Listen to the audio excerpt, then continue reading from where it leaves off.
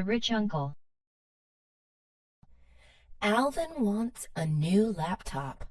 His parents are poor, though. His mom recently lost her job. His dad recently quit his job. Alvin knows that he can't ask his parents for a laptop. He decides to ask his rich Uncle Todd. He drives over to Todd's house. Todd's house is beautiful. It has 3 stories. There is a chandelier on the ceiling. There are expensive paintings all over the place. There are 5 bedrooms and 4 bathrooms. Alvin wishes he could live there. Todd offers him something to eat. Alvin says, "No thanks, I already ate." Todd asks him why he is coming. Alvin does not know what to say. He does not want to come off as rude.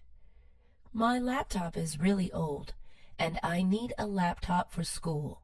I would ask my parents, but they don't have jobs anymore," Alvin says. "I understand," Todd says. Todd takes out $800 from his wallet and gives it to Alvin. Alvin jumps up and down. He has never felt so happy in his entire life. His mom asks Alvin why he is so happy. Alvin does not say anything. He doesn't want to make his mom feel bad. College admissions. It's hard to get into college these days. It used to be a lot easier. Now, it's not even good enough to get good grades. You need to have good grades in advanced classes. You need to do some extracurriculars. Extracurriculars are activities you do outside of class, such as playing basketball, playing the violin, singing, and more. You need to have a high score on the SAT or ACT. The SAT and ACT are used to test what you know. They both have questions on various subjects. You need to have some leadership positions. It is not just enough to be a member of a club. You need to be the president or the vice president. You also need letters of recommendation. Letters in which your teachers, coaches, or bosses write about your abilities and personality. It also helps if you won some awards. It shows that you can achieve something. You also have to write good essays that show who you are as a person. Colleges want people who have interesting personalities and stories. Students with good grades but boring essays will not get into the college of their dreams. Students should not be sad if they don't get into the college of their dreams. They need to know that getting into college is tougher as years go by. She has a unibrow. Marissa was born with a physical imperfection. She has a unibrow. A unibrow is one long brow. Most people have 2 eyebrows. People make fun of her for having a unibrow. A lot of people don't want to be friends with her. She does have 2 good friends, though. Heather and Joe are Marissa's best friends. They accept Marissa for who she is. Heather was approached by the popular kids. The leader of the popular kids was Amy. Amy offered Heather a spot in her group if she left Marissa. Heather thought about it. Although she loved Marissa, she always dreamed of being popular. She told Amy that she had to think about the offer. Heather told Joe what happened. Joe was mad that Heather had to even think about it. "You have been friends with Marissa forever," Joe said. Heather thought about it. She thought about all the times she and Marissa did homework together, ate together, and laughed together. It wasn't worth it to give all that up for popularity. She called Amy. "I'm never leaving Marissa. She's beautiful on the inside." After talking to Amy, Heather asked Marissa and Joe to hang out. Losing a loved one. Abby lost her mom yesterday. Her mom got into a car accident. A drunk driver hit her mom's car. The drunk driver is now in jail. Abby visited the jail to make him feel bad. "You know what you did, right?" Abby asked. The drunk driver nodded and said, "I'm sorry." He started crying. "Sorry is not going to bring my mom back. Your carelessness took away my mom." The drunk driver continued to cry. "I drank because I was feeling lonely." Abby was mad and left the jail. She didn't want to see his face ever again. She wanted him to go to jail for life. Abby could barely wake up. She requested to take a week off her work. She loved her job, but she could not stop thinking about her mom. Abby's husband told her to do something instead of watching TV all day. Abby agreed with him. It was time for her to start doing something productive. She wanted to do something that would make her mom proud. Abby created a program to prevent drunk driving. She wanted to give drunk people free rides. Abby visited colleges, clubs, and bars all across the country to encourage people not to drive when drinking. A Cheerleader's Dream. Kelly has been cheering since she was in elementary school. She is now in her last year of college, cheering for her school's sports teams. She plans to be a professional cheerleader for the Lakers team. That was her dream. Her parents wanted her to do something more normal, like becoming a nurse or working at a law firm. Kelly ignored her parents. Kelly and her teammates were cheering at their last basketball game. When Kelly stood on top of her teammate's shoulder, she fell down. Everyone was silent. Her teammates checked up on her and asked if she was okay.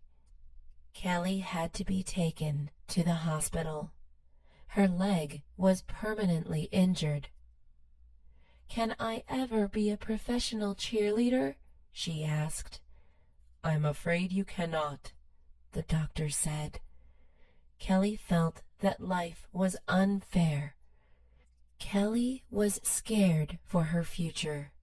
All of her friends already knew what they wanted to do after college. Kelly had to change her plans. She already canceled her audition with the Lakers cheerleaders. Kelly thought about what she wanted to do for a career. She still wanted to do something related to cheer. After some thinking, Kelly wanted to be a coach for high school cheerleaders. An undercover superhero.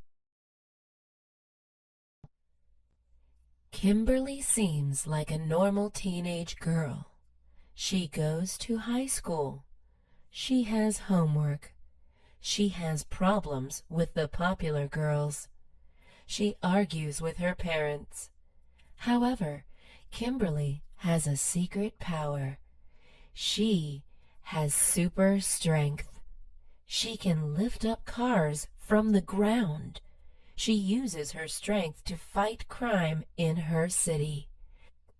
She has even been on the news. Kimberly hides this secret from everyone except her younger brother and her parents. She doesn't want people to treat her differently. She feels that people might give her special treatment because she is a hero. She wants people to see her for who she truly is.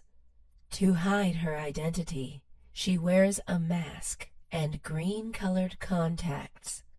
Her superhero outfit includes a cape and a stretchy purple suit. Sometimes Kimberly does want to tell people she is a superhero, like when she was bullied by the popular girls. She came close to telling them one time after they destroyed her science project. Kimberly also has a sidekick who is her best friend. His superhero name is Autobot, and his real name is Oliver. His power is his super speed. Oliver goes to the same school as Kimberly, but he does not keep his identity a secret. Pros and cons. Brenda has to make an important decision. She got accepted to an internship in France. She also got a job offer at a hospital. She can only do one, though. She made a list of pros and cons. Pros are the good things, while cons are the bad things. The internship in France was good because Brenda always wanted to go to France. Her plane tickets and living accommodation would be paid for. The bad thing about the internship was that it had nothing to do with her life goals. The internship required her to teach French children English. Brenda was okay with children, but she didn't love them. One pro of the job offer at the hospital was that it was good for her end goal. Brenda's end goal was to be a doctor, and the job will teach her a lot about medical school. One con of the job offer was the location. The hospital is in a dangerous place where people have to be careful of being robbed and getting hurt. After a lot of thinking and looking at her list, Brenda decided to work in the hospital. She knew that working there would be good for her future. Life in fear. Terrorist attacks have scared a lot of people from studying abroad. Many students go to big cities to take pictures, shop, and explore. Terrorists attack these big cities, though, because they know that there will be a lot of people. The truth is, we should not stop people from studying abroad. These terrorist attacks can happen any time. We can't live in fear. We must do the things we love. People are also scared to travel in general because of plane accidents. Terrorists often bring explosives on planes. Some people are also scared of dying on a plane. All the passengers in Malaysia Airlines Flight 370 are missing. We still don't know what happened to them. Not too long after, all the passengers in Malaysia Airlines Flight 17 died. It was a very tragic event. It is scary that our lives can end so quickly and suddenly. We need to live life to the fullest. We need to love the people around us and be thankful for every day that we live. There are always news stories about people dying before they should. It's not the best thing to hear about, but It makes us more aware of our own lives. Phone invasion. 10 years ago, most adults had regular cell phones. Now, people have smartphones. With smartphones, you can not only call people, but you can also go online, download new games, calculate a math problem, organize your schedule, and more. Smartphones are really helpful. Even kids have cell phones now. People use their phones a lot these days, especially when they are waiting. People do not like to be bored, so they go on their phones. A lot of news reports are saying that people are looking at their phones way too much. People look at their phones when they are with others, and that is bad. Being addicted to something is never good. When you go into a restaurant and look at other customers, most of them have phones in their hands. They would rather text, play a game, or go online than talk to the people around them.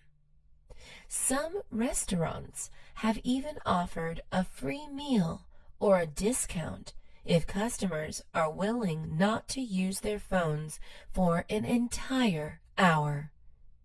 People also use their phones before they sleep. This is bad for them because it makes it harder for them to go to sleep. The light from the phone tricks our bodies into thinking we need to be awake,